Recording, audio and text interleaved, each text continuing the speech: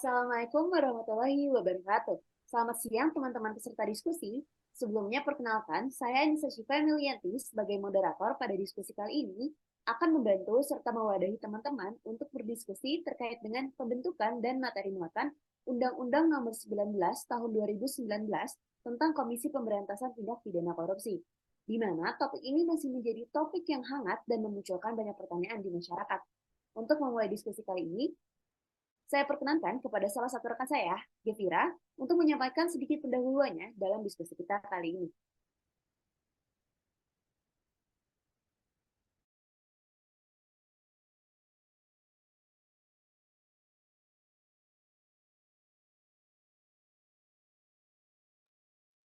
Baik, selamat siang kepada rekan-rekan saya, Anissa Syifa, Diah Ayu, Hanifah Faras, dan Zahra Nariza. Saya Gevira Najza, izin mengawali diskusi hari ini dengan pemaparan topik yang akan kita bahas mengenai pembentukan dan materi muatan Undang-Undang Nomor 19 Tahun 2019 tentang Komisi Pemberantasan Tindak Pidana Korupsi. Jadi sebagaimana yang kita tahu, bahwa tindak pidana korupsi ini sudah menjadi permasalahan yang menimbulkan kekhawatiran di Indonesia karena dapat merugikan perekonomian negara, juga menimbulkan permasalahan dari segi sosial, politik, dan budaya negara. Tindak pidana korupsi juga menyerang moral dan etika bangsa yang akan berdampak buruk pada segala bidang kehidupan berbangsa dan bernegara. Hal tersebut melatar belakangi pembentukan Komisi Pemberantasan Tindak Pidana Korupsi berdasarkan Undang-Undang Nomor 30 Tahun 2002 tentang Komisi Pemberantasan Tindak Pidana Korupsi. Dalam perkembangannya, selama KPK berdiri, Undang-Undang Nomor 30 Tahun 2002 ini telah mengalami perubahan sebanyak 2 kali, yaitu melalui Undang-Undang Nomor 10 Tahun 2015 tentang penetapan peraturan pemerintah pengganti Undang-Undang Nomor 1 Tahun 2015 tentang perubahan atas Undang-Undang Nomor 30 Tahun 2002 tentang Komisi Pemberantasan Tindak Pidana Korupsi yang diubah menjadi Undang-Undang Nomor 19 Tahun 2019 tentang perubahan kedua atas Undang-Undang Nomor 30 Tahun 2002 tentang Komisi Pemberantasan Tindak Pidana Korupsi. Dari perubahan-perubahan yang telah dilakukan tersebut, Undang-Undang Nomor 19 Tahun 2019 ini mendapatkan tanggapan positif dari masyarakat luas karena dianggap sebagai landasan hukum dalam melawan praktik korupsi di Indonesia, karena mengatur kewenangan penegakan hukum untuk memberantas korupsi dan dapat menjadi sarana pemulihan aset sehingga diharapkan dapat tercipta lingkungan yang bebas korupsi. Namun, tidak sedikit juga masyarakat yang tidak setuju dengan dibentuknya revisi tersebut. Sebab menjadi sebuah pertanyaan, apakah prosedur pembentukan revisi Undang-Undang KPK ini telah sesuai dengan ketentuan yang diatur dalam Undang-Undang Nomor 12 Tahun 2011 tentang pembentukan peraturan perundang-undangan. Hal ini melibatkan pertimbangan terhadap keabsahan proses pembentukan undang-undang, termasuk melihat apakah prosedur yang diikuti sesuai dengan prinsip-prinsip dan ketentuan hukum yang berlaku saat itu. Selain itu, masyarakat juga merasa kurangnya keterlibatan masyarakat sipil dan pemangku kepentingan terkait dalam proses pembentukan undang-undang tersebut. Sebab pada akhirnya partisipasi publik yang terbatas dapat mereduksi transparansi dan akutabilitas dalam pembentukan undang-undang.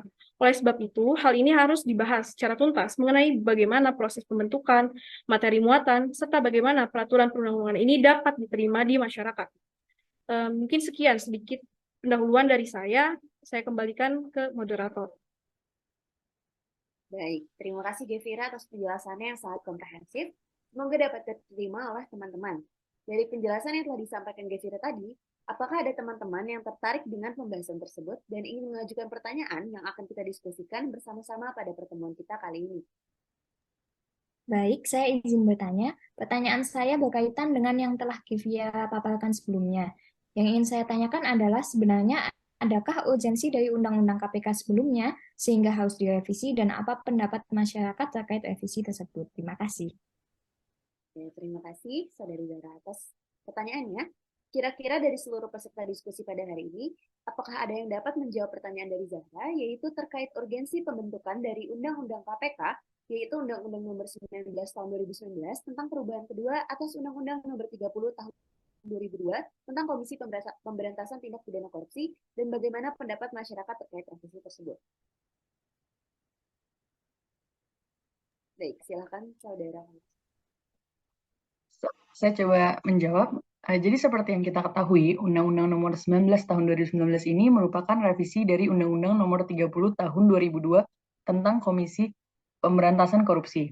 Menurut website resmi KPK, jumlah perkara perkara korupsi terus meningkat dari tahun 2015 hingga 2019. Walaupun undang-undang mengenai KPK itu sendiri sudah dibuat dari tahun 2002 sebelumnya. Dalam naskah akademik juga disebutkan bahwa undang-undang KPK yang lama tidak lagi sesuai dengan perkembangan zaman dan dinamika hukum serta sistem ketatanegaraan Republik Indonesia. Sehingga perlu dilakukan perubahan terhadap undang-undang KPK. Dapat dikatakan juga bahwa praktik penegakan hukum pidana korupsi sering menghadapi permasalahan baik dari segi aturan, segi substansi, maupun interpretasinya. Dalam pelaksanaan tugas dan wewenangnya, KPK mengalami banyak hambatan yang mana menjadikan pemberantasan korupsi di Indonesia bekerja secara pasang surut di tengah himpitan dominasi kepentingan politik dan kekuasaan. Hal ini ditandai dengan adanya upaya-upaya yang mencoba untuk mengintervensi tugas, wewenang, serta kelembagaan KPK. Hal tersebut juga menjadi urgensi direvisinya Undang-Undang KPK tersebut. Kemudian mengenai pendapat masyarakat terkait hal ini, sebenarnya usul revisi dari Undang-Undang KPK hingga kini masih menuai pro dan kontra di masyarakat Indonesia. Salah satu topik yang sangat menyita perhatian masyarakat adalah adanya Dewan Pengawas dalam kelembagaan KPK yang dianggap melemahkan independensi dari diri KPK itu sendiri. Timbul juga kekhawatiran masyarakat terhadap prosedur pembentukan undang-undang ini yang dirasa terbuat secara tergesa-gesa dan tidak sesuai dengan Undang-Undang Nomor 15 Tahun 2019 tentang perubahan atas Undang-Undang Nomor 12 Tahun 2011 tentang pembentukan peraturan perundang-undangan. Sekian yang dapat saya sampaikan mengenai urgensi perubahan dan direvisinya Undang-Undang KPK tersebut. Iya, betul sekali ya. Saya sangat setuju dengan apa yang dipaparkan oleh Saudara Faras, bahwa UU KPK ini memang harus direvisi untuk memperkuat dan mempertegas arah strategi pemberantasan korupsi sesuai dengan perkembangan zaman. Walaupun pada kenyataannya revisi UU KPK yang baru ini juga cukup menuai pro dan kontra ya di kalangan masyarakat. Baik, terima kasih Saudari Faras dan Saudari Ayu atas penjelasannya. Bagaimana Saudari Zara, apakah jawaban dari Faras dan Ayu sudah menjawab seluruh pertanyaan yang diajukan? Sudah sangat menjawab, moderator. Terima kasih banyak atas kesempatannya.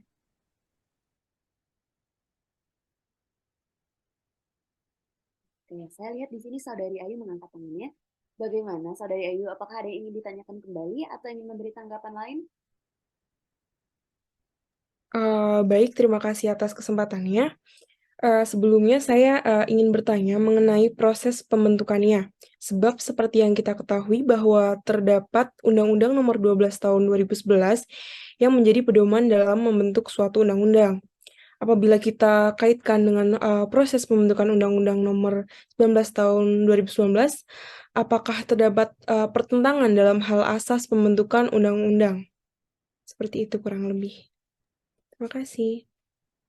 Ya, pertanyaan yang sangat menarik ya rekan-rekan di sini. Bagaimana? Apakah ada yang ingin memberikan pendapat terkait hal ini? Baik, saya izin berpendapat, moderator. Menurut saya, sebenarnya Undang-Undang Nomor 19 Tahun 2019 umumnya telah memenuhi asas yang tertuang pada Undang-Undang Nomor 12 Tahun 2011 seperti asas kejelasan tujuan, asas kelembagaan atau pejabat pembentuk yang tepat, asas kesesuaian antara jenis dan hierarki peraturan perundang-undangan, asas dapat dilaksanakan, asas kedayagunaan dan kehasilgunaan, terakhir asas kejelasan rumusan. Pertentangan mengenai implementasi asas dapat kita temukan pada asas keterbukaan. Undang-Undang KPK ini dapat dikatakan tidak memenuhi asas keterbukaan karena kurangnya partisipasi publik dan proses yang tertutup seperti proses pengerjaan dan pembahasan dilakukan dengan sangat cepat, yaitu hanya dalam 12 hari dan revisi dilakukan dalam waktu yang tidak tepat berkaitan dengan intrik politik. Selain itu, selama proses pembentukan dan pengesahan undang-undang, KPK sebagai lembaga yang diatur oleh undang-undang tersebut tidak pernah diajak berbicara dan pemimpin KPK tidak pernah diberikan draft revisi undang-undang KPK secara resmi oleh DPR. Padahal sebagai subjek pengaturan, KPK seharusnya memiliki hak untuk terlibat dalam pembahasan dan memperoleh semua informasi terkait pembentukan undang-undang. Namun faktanya KPK dan pemimpin KPK tidak pernah diberikan hak-hak tersebut. Selain itu, revisi Undang-Undang KPK juga tidak memperhatikan aspirasi publik. Bahkan saat pembahasan, beberapa anggota DPR menyatakan bahwa tidak perlu mendengar masukan publik dan merasa cukup dengan pemikiran mereka sendiri dalam mengatur KPK, di mana hal ini menunjukkan kurangnya perhatian terhadap partisipasi publik dalam proses pembentukan undang-undang tersebut. Begitu pendapat saya, rekan-rekan. Mungkin karena rumitnya hal tersebut masih menjadi pertanyaan juga bagi masyarakat luas, seperti bagaimana kita dapat memastikan bahwa Dewan Pengawas yang dibentuk dari adanya revisi Undang-Undang KPK ini tidak menjadi alat politik yang digunakan untuk mengendalikan dan mengintervensi upaya KPK dalam memerangi korupsi.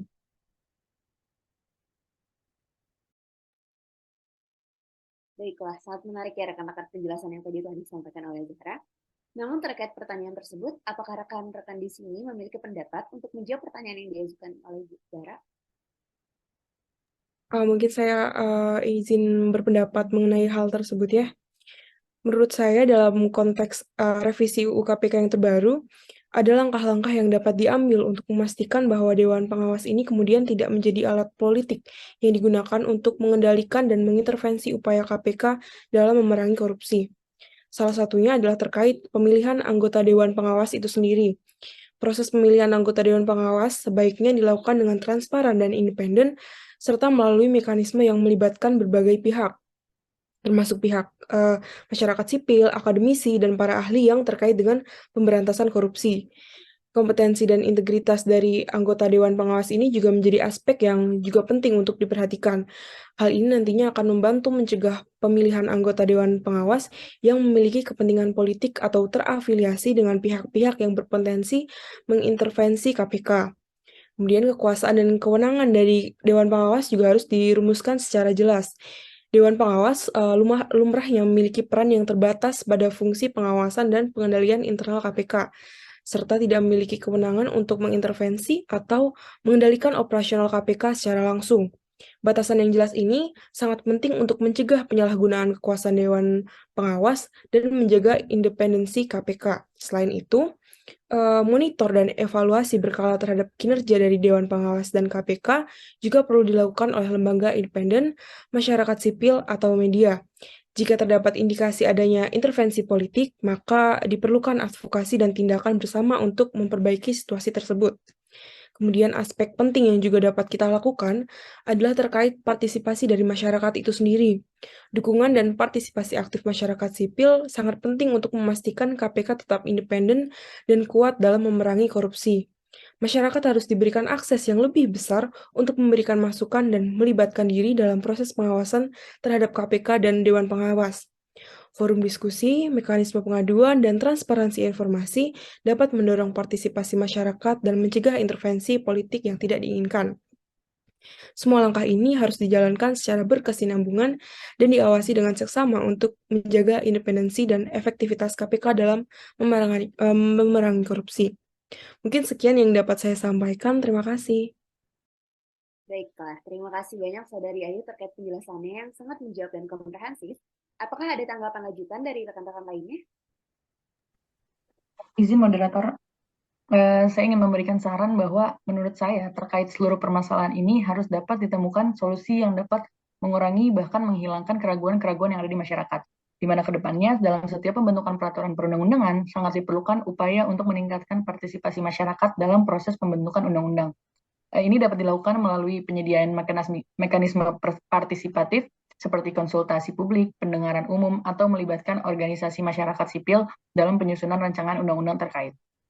Penting juga untuk melibatkan pemangku kepentingan terkait seperti akademisi, praktisi hukum, dan kelompok advokasi anti korupsi dalam proses perumusan undang-undang. Dengan melibatkan berbagai perspektif dan kepentingan, kemungkinan untuk mencapai kesepakatan yang lebih baik akan meningkat. Betul, permasalahan ini membutuhkan solusi, dan sejauh ini solusi yang saya dapat berikan yaitu perlu dilakukan langkah-langkah untuk memperkuat independensi KPK sebagai lembaga pemberantas korupsi. Hal ini dapat dilakukan dengan mengkaji ulang amandemen yang telah dilakukan dan mempertimbangkan perbaikan dalam struktur dan mekanisme kerja KPK yang memastikan independensi dan kemandirian lembaga tersebut dari campur tangan politik. Kemudian, transparansi dan akuntabilitas dalam kerja KPK dapat membantu membangun kepercayaan publik. Lembaga ini juga harus aktif dalam memberikan informasi kepada publik tentang kegiatan, perkembangan, dan hasil kerjanya, serta memastikan adanya mekanisme pengawasan yang kuat. Terakhir, dalam rangka mengatasi kekhawatiran dan kelemahan yang ada, perlu dilakukan evaluasi terhadap implementasi Undang-Undang Nomor 19 Tahun 2019 secara berkala. Jika ditemukan kekurangan atau dampak negatif yang signifikan, revisi terhadap undang-undang tersebut dapat dipertimbangkan untuk memperbaiki kerangka kerja dan mekanisme kerja KPK. Mungkin sekian tanggapan dari saya dari statement Saudara Faras. Baiklah, dengan telah dibahasnya solusi terhadap permasalahan ini, menandakan diskusi kita hari ini mengenai pembentukan dan materi muatan Undang-Undang Nomor 19 Tahun 2019 tentang Komisi Pemberantasan Tindak Pidana Korupsi telah usai. Saya izin menyimpulkan diskusi menarik kita pada hari ini. Urgensi dari direvisinya Undang-Undang KPK disebabkan oleh beberapa hal, yaitu jumlah perkara korupsi terus meningkat dari tahun ke tahun, Undang-Undang KPK yang lama tidak lagi sesuai dengan perkembangan zaman dan dinamika hukum, serta sistem ketatanegaraan Republik Indonesia, serta KPK yang mengalami banyak hambatan di tengah himpitan dominasi kepentingan politik dan kekuasaan yang mencoba untuk mengintervensi tugas, wewenang, serta kelembagaan KPK. Kemudian, pendapat masyarakat terkait revisi Undang-Undang KPK hingga kini masih menuai pro kontra di masyarakat Indonesia. Kedua, terkait dengan pertentangan dalam hal asas pembentukan undang-undang, Undang-Undang KPK dapat dikatakan tidak memenuhi asas keterbukaan karena kurangnya partisipasi publik dan proses yang tertutup seperti proses pengerjaan dan pembahasan dilakukan dengan sangat cepat. Revisi kedua atas Undang-Undang KPK ini yaitu hanya dalam 12 hari dan revisi dilakukan dalam waktu yang tidak tepat berkaitan dengan inti politik. Ketiga, untuk memastikan Dewan Pengawas yang dibentuk dari adanya revisi Undang-Undang KPK ini tidak menjadi alat politik yang digunakan untuk mengendalikan dan mengintervensi upaya KPK dalam memerangi korupsi, yaitu dengan cara proses pemilihan anggota Dewan Pengawas sebaiknya dilakukan dengan transparan dan independen, serta melalui mekanisme yang melibatkan berbagai pihak, termasuk masyarakat sipil, akademisi, dan para ahli yang terkait dengan pemberantasan korupsi.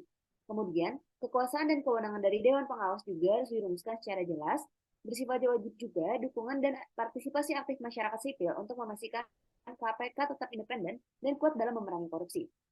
Terakhir, terkait dengan upaya yang dapat dilakukan untuk mengurangi pembahasan kontroversial di masyarakat, ialah penting untuk melibatkan berbagai pihak yang terkait dan memastikan dialog yang terbuka dan inklusif dalam merumuskan solusi terkait permasalahan tersebut.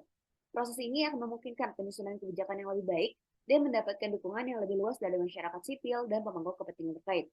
Sekian diskusi kita pada hari ini. Terima kasih banyak teman-teman atas partisipasinya. Semoga hasil diskusi kita dapat bermanfaat. Wassalamualaikum warahmatullahi wabarakatuh.